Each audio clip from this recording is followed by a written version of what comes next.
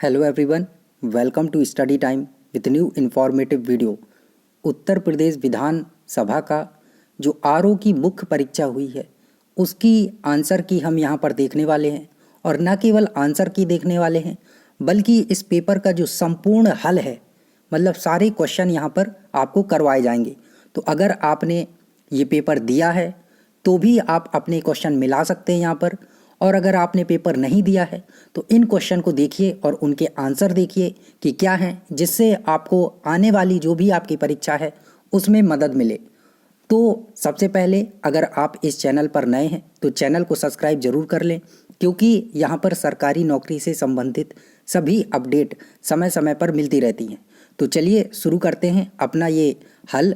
लेकिन इसके पहले मैं आपको एक चीज़ बता दूं कि यहाँ पर बहुत ही सावधानी के साथ ये आंसर की बनाई गई है, और जो कुछ ऐसे क्वेश्चन थे, 2-4 क्वेश्चन ऐसे थे जिनमें कहीं ना कहीं कन्फ्यूज़न था तो उन्हें छोड़ दिया गया है। ठीक है, जब आंसर की आएगी 4-5 दिन बाद तो आप उन आंसर को देख सकते हैं, क्योंकि हम नहीं चाहते हैं कि एक भी जो गलत उत्तर हो वो आपको पता चले। तो जो भी सही उत्तर थे, और पूरी इसमें कोशिश की गई है कि एक भी उत्तर ऐसा ना हो जिसमें कोई भी कन्फ्यूज़न हो। ठीक है, तो चलिए शुरू करते हैं। तो पहला जो क्वेश्चन है कि पौधे की पत्तियों तथा टहनियों को जड़ों से पानी मिलने का कारण क्या है, तो इसका जो करेक्ट आंसर है वो है ए। ठीक है, एक चीज़ और सुन लीजिए, ऐसा नहीं है कि हम यहाँ पर 200 के 200 क्वेश्चन करने वाले हैं। आपको पता होगा कि मुख्य परीक्षा 200 नंबर की थी, उसमें से हम पार्ट वाइज करेंगे। तो आपको 2 पार्ट में ये आंसर की दी जाएगी, है ना। एक पार्ट में करेंगे तो 1.5 से 2 घंटे लग सकते हैं, इसलिए इसको एक ही जो 2 पार्ट है उसी में किया जाएगा, एक पार्ट में नहीं किया जाएगा। एक पार्ट में आपको 70, 80, 90 क्वेश्चन के लगभग करवा दिए जाएंगे और दूसरे पार्ट में भी इतने ही करवा दिए जाएंगे। ऐसी ज़रूरत नहीं होगी कि तीसरा पार्ट हमें बनाना पड़े, 2 ही पार्ट में आपका जो पूरा पेपर है वो कवर कर दिया जाएगा। ठीक है, क्योंकि बहुत लंबा टाइम लगने वाला है इन क्वेश्चन को करने में, इसलिए 2 पार्ट में आपको ये करवाया जाएगा। चलिए दूसरा क्वेश्चन जो है, इसमें कन्फ्यूज़न था आंसर में, तो ये आपके लिए छोड़ दिया गया। ठीक है, अगर इनमें से कोई क्वेश्चन आपको लगता है ऐसा तो उसका आंसर आप कमेंट सेक्शन में दे सकते हैं, और आपको लगता है हमारे द्वारा बताया गया जो आंसर है वो गलत है तो भी आप कमेंट सेक्शन में बता सकते हैं। चलिए तीसरा क्वेश्चन है, प्रत्यास्थ सीमा के अंदर स्पर्शी प्रतिबल तथा अपरूपण विकृति का अनुपात कहलाता है, तो इसका जो करेक्ट आंसर है वो है बी। तीसरा, आगे देखिए चौथा क्वेश्चन, एक व्यक्ति टहलना प्रारंभ करता है और 2 घंटे के बाद पुनः अपनी प्रारंभिक स्थिति में वापस आ जाता है, तो निम्न में से कौन सी राशि का मान शून्य है, तो यहाँ पर जो मान शून्य है वो है डी। अगला क्वेश्चन, प्रेरित विद्युत वाहक बल का कारण क्या है, तो ये क्वेश्चन नंबर 5, इसका आंसर है बी। अगला है क्वेश्चन नंबर 6, यदि किसी कणों के निकाय पर कुल बाह्य बल आघूर्ण का मान शून्य है तो निम्न में से कौन सी राशि नियत रहेगी। छठवां जो क्वेश्चन है इसमें कन्फ्यूजन था तो ये छोड़ दिया गया है। चलिए अगला क्वेश्चन, उस कृत्रिम मधुरक मिठास का नाम जो सुक्रोज का व्युत्पन्न है, तो 7वें का जो आंसर है वो होगा डी।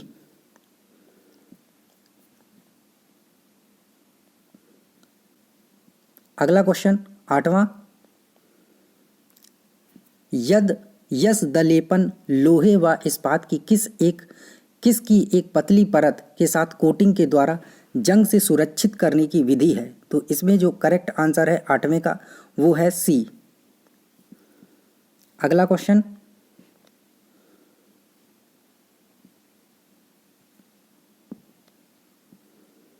अगला प्रश्न देखिए, सफ़ेद थोथा जल योजित सल्फेट है, तो इसका जो करेक्ट आंसर है वो है सी।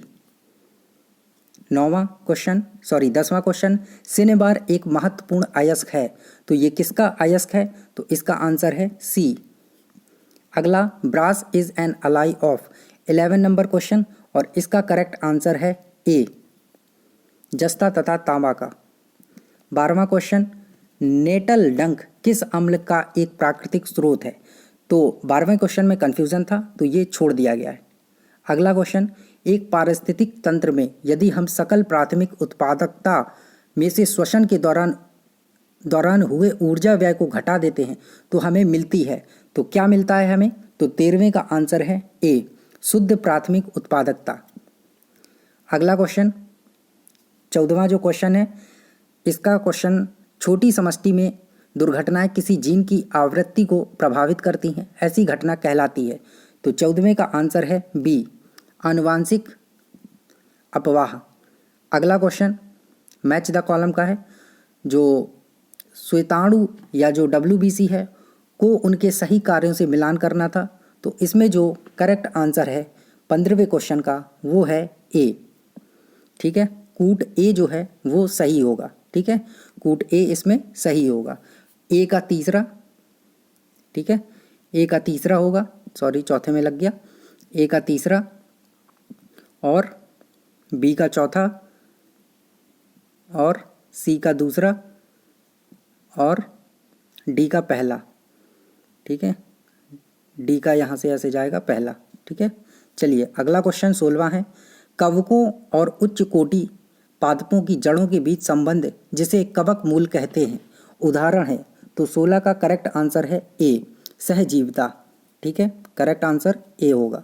चलिए अगला क्वेश्चन, अगला प्रश्न है, जब कार्बोहाइड्रेट पूर्ण ऑक्सीकृत हो जाते हैं तो उनका सांस गुणांक होता है। तो इसका करेक्ट आंसर ए है 1। ठीक है, चलिए 18वां क्वेश्चन, ऊर्जा संचित खाद्य पदार्थ क्रमशः पादप व मानव में होता है। तो इसका करेक्ट आंसर है सी, स्टार्च ग्लूकोजन। 19, उत्तर प्रदेश में अटाला मस्जिद कहाँ पर स्थित है। तो 19वें का करेक्ट आंसर है सी, जौनपुर में। 20वां क्वेश्चन है, भारत में किस गवर्नर जनरल ने व्यापकता का सिद्धांत जो डॉक्ट्रिन ऑफ लैब्स है वो लागू की थी। तो ये लॉर्ड डलहौजी है। ठीक है, चलिए 21वां क्वेश्चन, मेगास्थनीज के अनुसार निम्नलिखित में से कौन सी जाति भारत में नहीं थी। तो भारत में दास जैसी कोई जाति नहीं थी। ठीक है, 22वां क्वेश्चन है, किस योजना में सीमा आयोग का प्रावधान किया गया था। तो 22वें क्वेश्चन का जो करेक्ट आंसर है वो है बी, माउंट बेटन में। ठीक है, 23वां क्वेश्चन, इसमें कन्फ्यूज़न था तो ये क्वेश्चन यहाँ पर छोड़ दिया गया है। ठीक है, चलिए अगला है 24वां क्वेश्चन, उत्तर प्रदेश के बाराबंकी जिला में देवा किस मुसलमान संत के लिए प्रसिद्ध है। तो आपने सुना भी होगा, देवा वारिस अली शाह की मजार जो है ना, ये सारी चीज़ें। चलिए अगला जो क्वेश्चन है 25वां क्वेश्चन है कि किस क्रांतिकारी ने USA में गदर पार्टी की स्थापना की थी। तो बच्चा बच्चा जानता है, लाला हरदयाल जी ने। ठीक है, अगला है ईसवी में जो ईसा ये दिया है AD है ना, 1654 में शाहजहां ने आगरा के किले में कौन सी इमारत बनवाई थी। तो मोती मस्जिद का निर्माण करवाया था, डी करेक्ट आंसर होगा। अगला है, उत्तर प्रदेश के किस शहर का नाम गंगा की 2 सहायक नदियां वरुणा और अस्सी से मिलकर बना है।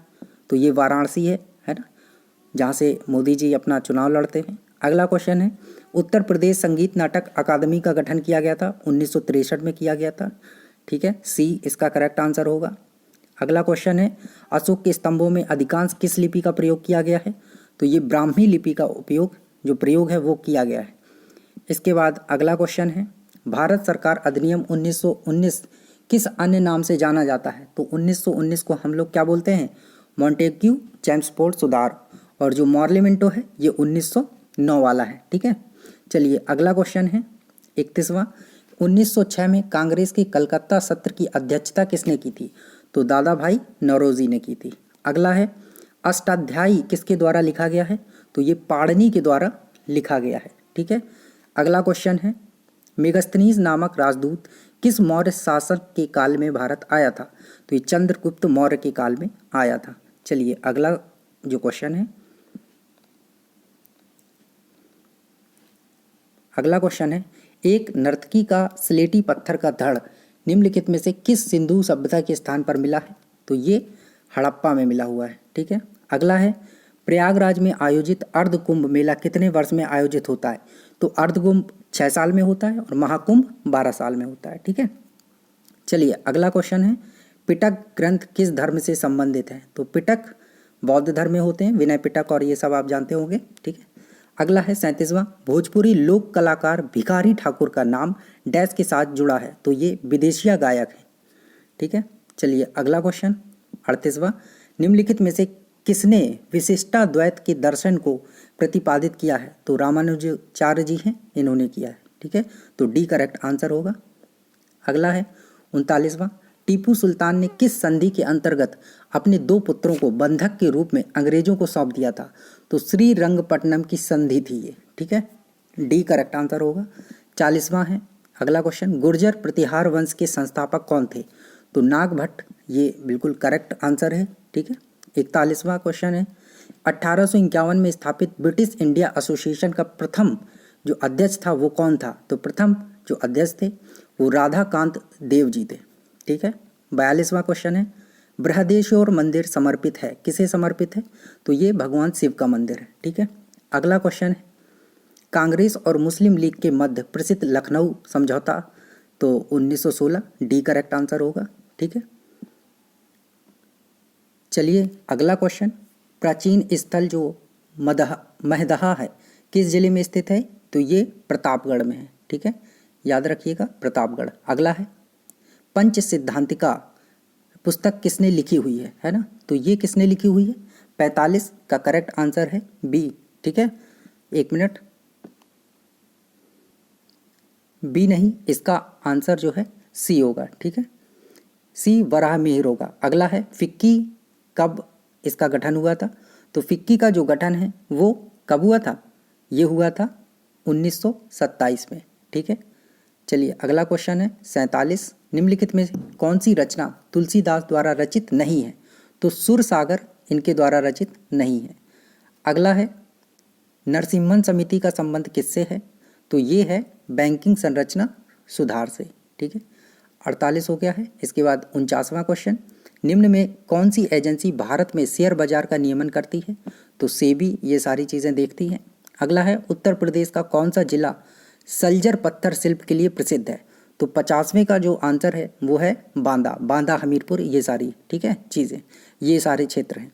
अगला है, उत्तर प्रदेश के किस शहर का नाम अंतर्राष्ट्रीय स्तर पर वुड क्राफ्ट सिटी जो है वो पड़ा है? तो 51 का करेक्ट आंसर जो है वो डी है। वुड के लिए मेरठ भी जाना जाता है, जैसा कि आप जानते हैं, खिलौने वगैरह और ये सारी चीज़ें, लेकिन यहाँ पर बिजनौर जो करेक्ट आंसर है। ठीक है, बी और डी में थोड़ा सा कन्फ्यूज़न है, लेकिन डी ही ज़्यादा सुटेबल आंसर यहाँ पर है। ठीक है, चलिए अगला है 52, new computer policy was announced in India, तो ये कब बनी थी? तो 52वां जो क्वेश्चन है इसका करेक्ट आंसर ए है 1984 में। 53, उत्तर प्रदेश में सूक्ष्म लघु एवं मध्यम उद्यम तथा निर्यात प्रोत्साहन नीति कब लागू की गई थी? तो 2017 में लागू की गई थी। चलिए अगला क्वेश्चन, है, किसे भारतीय नियोजन का निर्माता कहा जाता है? तो ये जवाहरलाल नेहरू जी को कहा जाता है, ए। अगला क्वेश्चन है, उत्तर प्रदेश के औद्योगिक विकास मंत्री कौन है? तो सतीश महाना जी हैं। ठीक है, चलिए अगला क्वेश्चन, ये तारीख दी गई है, तक देश में कितने विशेष आर्थिक क्षेत्र अधिसूचित किए जा चुके हैं? तो 56वां जो आंसर है इसमें कन्फ्यूज़न है अभी भी, इसलिए इसे छोड़ दिया गया है। ठीक है, वैसे सुटेबल जो आंसर है वो 500 हो रहा है, लेकिन थोड़ा सा कन्फ्यूज़न आ रहा है, इस वजह से ये छोड़ दिया गया है। ठीक है, वैसे अगर देखा जाए तो बी करेक्ट आंसर होना चाहिए। चलिए 57, उत्तर प्रदेश लघु उद्योग निगम की स्थापना का वर्ष क्या है, कब हुआ था? तो 57 का करेक्ट आंसर ए है। ठीक है, 1958। अगला क्वेश्चन है, केंद्रीय रेशम प्रौद्योगिकी अनुसंधान संस्थान कहाँ पर है? तो ये बेंगलोर में। चलिए अगला 58 के बाद 59, भारत में कृषि से प्रजनन आधिक्य को बढ़ाना, अतः जिस पर निर्भर करता है वो क्या है? तो 59 का जो करेक्ट आंसर वो सी होगा। ठीक है, कृषिगत उत्पादों के लिए विदेश मांग बढ़ाना। 60वां, नीली क्रांति संबंधित है, तो नीली क्रांति किससे संबंधित है? तो नीली क्रांति का जो संबंध है वो किससे है? कहाँ गया क्वेश्चन? इसका क्वेश्चन का आंसर होगा ए, मत्स्य पालन से। ठीक है, 60वें का आंसर क्या होगा? मत्स्य पालन। अगला है 61, देश का सर्वाधिक बाजरा उत्पादक राज्य कौन सा है? तो ये आंसर होगा राजस्थान। अगला क्वेश्चन, चंद्रशेखर आजाद कृषि व तकनीक विश्वविद्यालय स्थित है, तो 62, तो 62 का जो करेक्ट आंसर है वो है डी, कानपुर। ठीक है, चलिए अगला क्वेश्चन, 63वां क्वेश्चन है, भारतीय अर्थव्यवस्था में निम्नलिखित में से कौन सा क्षेत्र अतिरिक्त बचत क्षेत्र है? तो ये है घरेलू क्षेत्र। ठीक है। अगला क्वेश्चन है, ऑपरेशन क्लीन मनी किसके द्वारा आरंभ किया गया था? तो ये आयकर विभाग के द्वारा शुरू किया गया था। 65वां क्वेश्चन है, कोविड-19 महामारी से लड़ने के लिए स्वास्थ्य कर्मियों के लिए सरकार द्वारा प्रदत्त बीमा आच्छादन की राशि कितने रुपए थी? तो ये 50 लाख रुपए थी। बोला गया था जितनी भी नर्सेज हैं, डॉक्टर हैं, मतलब जो कोरोना से लड़ने में हमारे वॉरियर हैं, कोरोना वॉरियर, उनको 50 लाख रुपए दिए जाएंगे अगर किसी की ऐसे में मृत्यु हो जाती है। ठीक है। अगला क्वेश्चन देखिए, 66वां, मानव विकास सूचकांक 2020 के अनुसार भारत की रैंक क्या थी? तो 131 है। ठीक है। अभी ये रैंक आई थी नवंबर में। चलिए अगला क्वेश्चन है, अप्रैल दिसंबर 2020-21 में भारत के संपूर्ण व्यापार के बारे में सही कथन क्या है? तो इसका कथन बी, 67 क्वेश्चन का बी करेक्ट आंसर यहाँ पर होगा। चलिए अगला है 68, 2011 की जनगणना के अनुसार भारत का सबसे ऊंचा लिंग अनुपात वाला राज्य क्या है? तो ये कौन सा है? केरल है। ठीक है। अगला क्वेश्चन, राष्ट्रीय जैविक खेती केंद्र कहाँ स्थित है?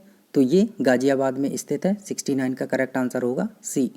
70, हिमालय की श्रेणी में निम्नलिखित में कौन सी चोटी उच्च है, मतलब सर्वोच्च है? तो ये कंचनजंगा होगी। ठीक है। 70। चलिए अगला क्वेश्चन, इसके बाद 71 नंबर क्वेश्चन, भारत का देशांतरी विस्तार कितना है? तो ये करेक्ट आंसर इसका बी होगा। 68.7 है ना पूर्व से, 97 डिग्री सेल और 25 पूर्व, ये इसका करेक्ट आंसर बी होगा। अगला है, कोच्चि बंदरगाह निम्न में से किस राज्य में स्थित है? तो ये केरल में है कोच्चि। ठीक है। चलिए अगला क्वेश्चन, पृथ्वी ग्रह को डैश के रूप में भी जाना जाता है? तो बच्चा बच्चा जानता है कि इसे नीला ग्रह भी बोलते हैं। एल नीनो धारा स्थित है? तो ये ऑस्ट्रेलिया में है। अगला है, एंजल फॉल कहाँ पर है? तो ये वेनेजुएला है। ठीक है, वेनेजुएला में स्थित है। इसके बाद 76 नंबर क्वेश्चन, मंगल के उपग्रहों की संख्या कितनी है? तो मंगल के 2 ही उपग्रह हैं ना। ठीक है, और इसका नाम आप कमेंट सेक्शन में बताइए कि कौन से 2 उपग्रह हैं। ठीक है। चलिए 77 नंबर क्वेश्चन, प्रोजेक्ट हरियाली किससे संबंधित है? तो ये फसल बीमा योजना से संबंधित था। डी इसका आंसर होगा।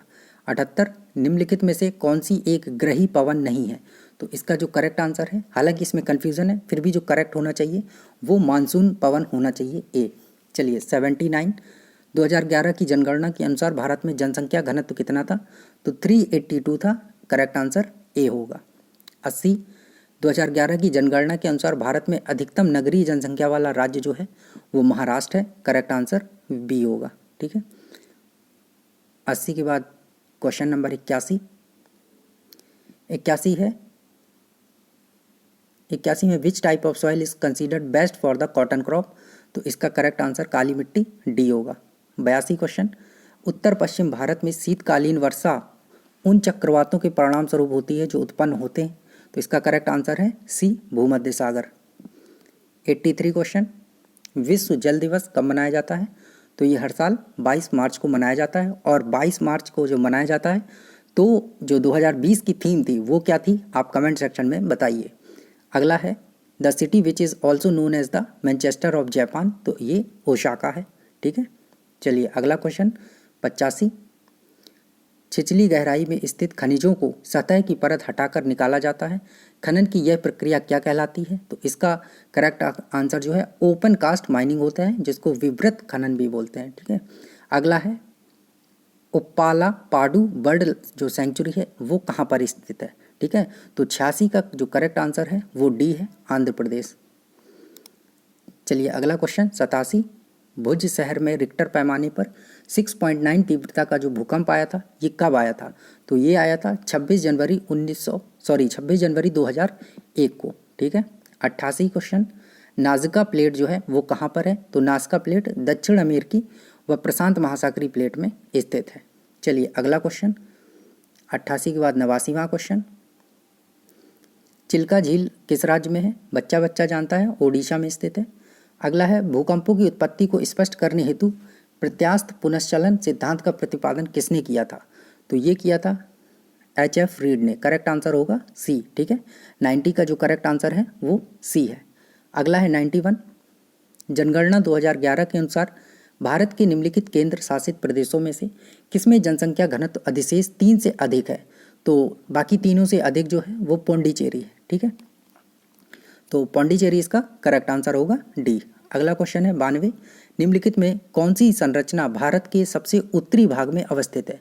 तो इनमें से सबसे उत्तरी जो है वो विंध्य श्रेणी है। ठीक है, चलिए 92 के बाद 93, जनगणना 2011 के अनुसार वह राज्य अथवा केंद्र शासित प्रदेश जहां पुरुष साक्षरता दर सर्वाधिक है। तो इसमें लक्षद्वीप और केरल में कन्फ्यूजन था, फिर भी जो करेक्ट आंसर है वो केरल होगा। ठीक है, चलिए अगला है, निम्नलिखित राज्यपालों में से कौन उत्तर प्रदेश से संबंधित नहीं है? तो आचार्य जो देवव्रत हैं ये इससे संबंधित नहीं है। वी गिरी, राम नाईक, आनंदीबेन पटेल ये सब संबंधित हैं। 95, निम्नलिखित में कौन सा लोकसभा द्वारा स्पीकर में अविश्वास व्यक्त करने का तरीका नहीं है? तो डी इसका करेक्ट आंसर होगा, ये कोई तरीका नहीं होता है। ठीक है, डी। 96, प्रोटेम स्पीकर को कौन नियुक्त करता है? तो राष्ट्रपति नियुक्त करते हैं, लेकिन लोकसभा का जो सबसे वरिष्ठतम होता है उसको नियुक्त किया जाता है ना, तो ये होता है। चलिए 96 के बाद 97 नंबर क्वेश्चन। 97 है, संसद एक तरफा कार्रवाई द्वारा राज्य की क्षेत्र सीमाओं का नाम जो परिवर्तित कर सकती है तो वो साधारण बहुमत से करती है। तो दूसरा इसका करेक्ट आंसर होगा बी। चलिए 98 नंबर क्वेश्चन, निम्न में से कौन सा कथन राष्ट्रपति के अध्यादेश जारी करने की शक्ति के संबंध में सही नहीं है? तो जो क्वेश्चन नंबर 98 है इसका कौन सा कथन सही नहीं है? तो जो कथन सही नहीं है वो है बी। ठीक है, बी इसका जो आंसर है वो होगा, राष्ट्रपति अध्यादेश जारी करने की शक्ति का प्रयोग मंत्रिमंडल की सलाह पर नहीं करता है। ठीक है, तो ये गलत होगा, बाकी सारे सही है। मतलब करेक्ट आंसर क्या होगा जाएगा इसका? करेक्ट आंसर हो जाएगा बी। चलिए 99 नंबर क्वेश्चन। 99 नंबर क्वेश्चन है कि राज्य विधानमंडल के दोनों सदनों के मध्य विधेयक पर मतभेद होने से, तो आपको पता है कि बी इसका करेक्ट आंसर होगा, विधान परिषद की उतनी कोई वैल्यू नहीं होती है ना, विधानसभा जो बोल देगा तो वही होगा। और जो 100वां क्वेश्चन है, राज्य विधानमंडल की सदस्यता के लिए निरर्हताओं का प्रावधान है, तो 100वें क्वेश्चन का जो करेक्ट आंसर है वो होगा बी, 191। ठीक है, तो ये यहाँ पर आपके 100 क्वेश्चन जो है कंप्लीट कर दिए गए हैं। अगले जो 100 क्वेश्चन हैं वो उसकी जो आंसर की है उसका जो हल है वो आपको कुछ ही देर में वो भी मिल जाएगा। ठीक है, एक दो घंटे लगेंगे, वो आंसर की तैयार हो रही है और जैसे ही हो जाएगी तो वो भी आपको दे दी जाएगी। सो थैंक यू, मिलते हैं नई इन्फॉर्मेटिव वीडियो के साथ। और अगर किसी क्वेश्चन में आपको कन्फ्यूज़न है तो आप कमेंट सेक्शन में बता सकते हैं, या हमारे द्वारा बताया गया कोई क्वेश्चन आपको गलत लगता है तो कमेंट सेक्शन में उसका सही आंसर आप बता सकते हैं। Thank you.